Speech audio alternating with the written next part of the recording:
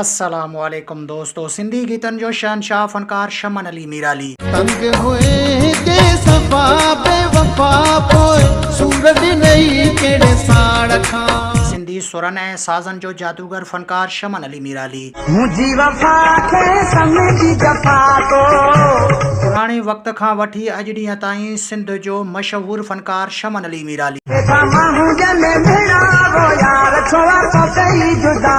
शमन अली मीराली परस्तारनि जे दिलनि ते राज त कंदो आहे, पर हू मस्ताननि जे दिलनि ते बि राज कंदो आहे। छा तव्हांखे ख़बर आहे त ही मस्तानो केरु आहे ऐं शमन अली मीराली जो परस्तार कीअं थियो? तफ़सीली ॻाल्हि ॿोल शुरू करण खां पहिरियां जेकॾहिं तव्हां असांजे यूट्यूब चैनल ते नवां आया आहियो त महिरबानी करे असांजे यूट्यूब चैनल खे सब्सक्राइब करे घंटी जे बटन ते क्लिक करे ऐं नोटिफिकेशन ऑल करे छॾींदा। हलूं था पंहिंजे मेन टॉपिक तरफ़। त सिंध जो उहो माण्हू आहे जेको सिंधी गीतनि जे शहनशाह फनकार शमन अली मीराली खे कोन सुञाणींदो हुजे। ईअं ई हिन मस्ताने जो नालो ख़ादिम अली बबर आहे, जेको डिस्ट्रिक्ट अंबर शहदाद कोट में वाक़े ॻोठु गोघारो आहे।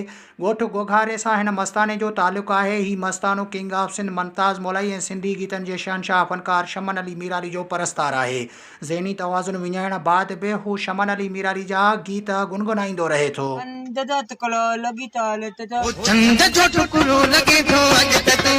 मौला